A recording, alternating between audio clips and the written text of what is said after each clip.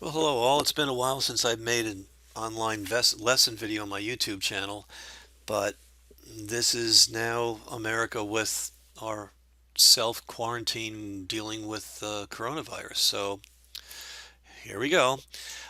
This lesson is on areas of parallelograms and triangles, and also for finding the area of a rectangle, which is the same as finding the area of a parallelogram. And all the formulas that you need are right here. So pause the video, write the stuff down in your notes, and then we can get going to learning. So next frame. Well, okay, if you go to find the area of a parallelogram, it's going to be base times height. So we need to talk about how do you identify what's a base and what's a height. So the bases are a pair of sides that are parallel to each other. So these two blue line segments are corresponding bases. And the height is the shortest distance between them. And you're going to find the shortest. That to designate that, you're going to need to notice that that height is perpendicular to the base. It's not going to be a line that's crooked like this because that's longer. It's got to be the shortest distance. So therefore, right angle, and also a right angle up in here too. So that's pretty much it.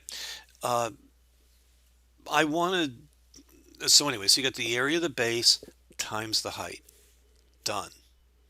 Let's go to the next frame. So now I want to stress the idea that the base is not just the bottom like we're used to seeing in like a lamp or whatever. And also when you're standing and you measure your height, you're perpendicular to the floor. Once again, emphasizing the bottom as base. That's not what I want you to think about. If we rotate this image, these are still a pair of bases, and the height, grant you it's off to the side, but the height is really the distance between those two bases. Okay. Now, we have another pair of bases to look at here in black. You see, look, the double marks here. These two are two line segments that are parallel to each other. They're just as legitimate to use as bases as these two blue lines. It just takes a little more imagination to figure out how to handle that. So let's move on a little bit. I'll get to that. Okay, or I am getting to it right now. So right here, we've got the same two blue line segments that we talked about before, and this height. That's good to, that's what we could use. But what about these two segments here? If we rotate this, it might be in an orientation that's easier for us to visualize. So if I rotate it like this base and this base are a corresponding pair of parallel sides. They're obviously bases. And look, this height is the distance between the bases. You just have to extend that out to measure off of from that base. And it'll work. So let's move forward. Okay, so find the area of this parallelogram. I purposely placed it crooked so we can identify the bases as two parallel sides, and this height is the distance 7. So, okay, let's find the area of this figure. Well, that's real simple. This is 12, so is that. Those are the bases, and the height is 7. So, simply 7 times 12 is going to be 84, and that's units squared. Okay. Done with that. Let's move on. Now, this problem is a little more fun because this problem is asking for what's the height between these two black colored bases. Whereas we have to use the information that's in front of us to handle that.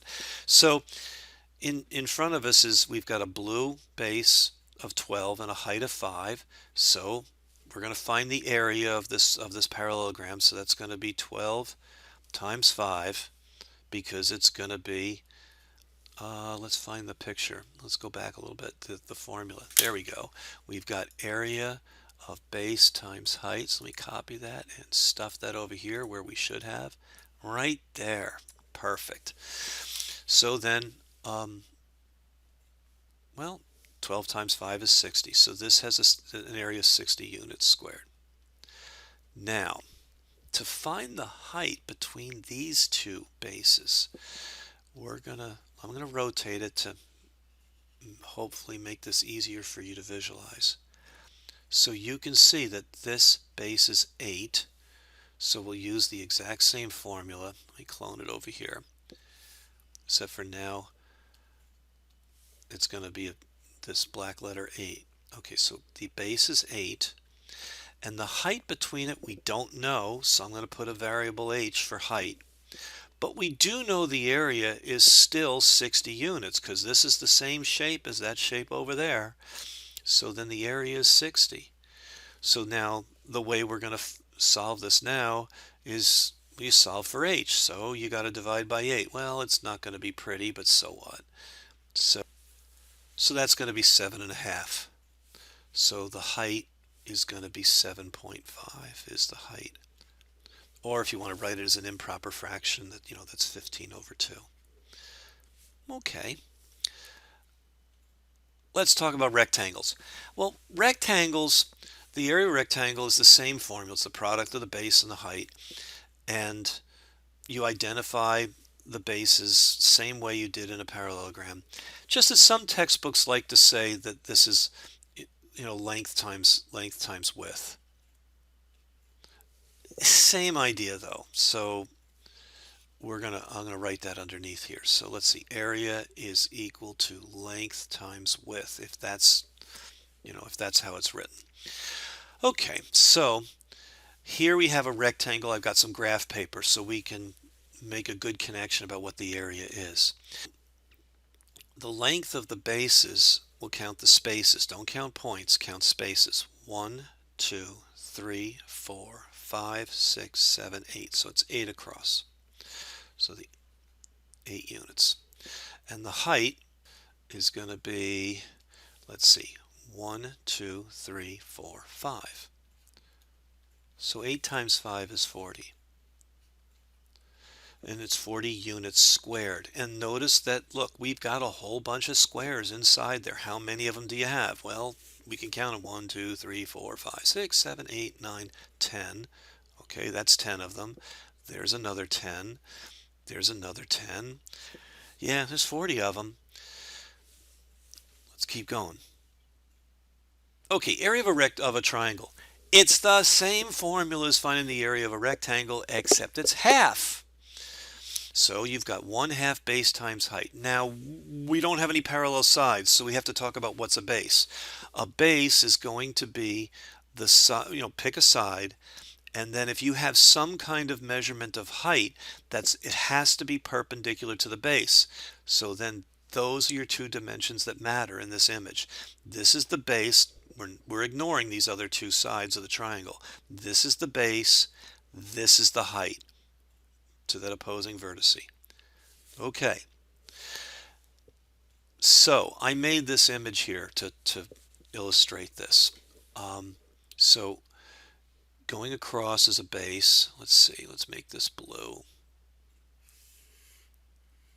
And then the height is here.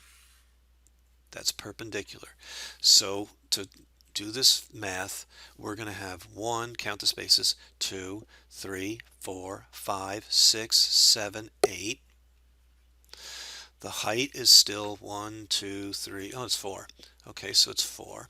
So the area of this triangle is going to be 8 times 4 times 1/2. Let's see if I did this on the next page. I did set it up. So you've got, let me fix. All right, so this is going to be 8 times 4 times 1/2. So that's going to be, well, 1/2 of 8 is 4. 4 times 4 is 16. So this blue triangle is 16 units squared. What I have this image here for is to illustrate the idea that the formula for a triangle is the same formula as for a rectangle, except it's half. And I want you to see that. So we're going to calculate the areas of these other two triangles. And I want you to see that, well, you'll see in a minute. 1/2 bases of this triangle. The base and the height are always perpendicular to each other. So this is a base. which is 1, 2, 3, 4 spaces. And this is the height, because it's perpendicular to the base. 1, 2, 3, 4, 5. Is it true that you could swap and say this is the base and this is the height? Absolutely. So then let's see, half of 4 is 2, 2 times 5 is 10. So that's the area of this figure. Let's go to this figure. It's going to be 1/2 the base, so I'll call this one the base.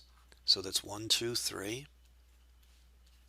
And the height is 1, 2, 3, 4. Well, this is all multiplication, so we can change the order of operations here and just say half of 4 and say that's 2. 2 times 3 is 6. What do you know? 10 and 6 add up to 16. This triangle truly is half the area of this rectangle.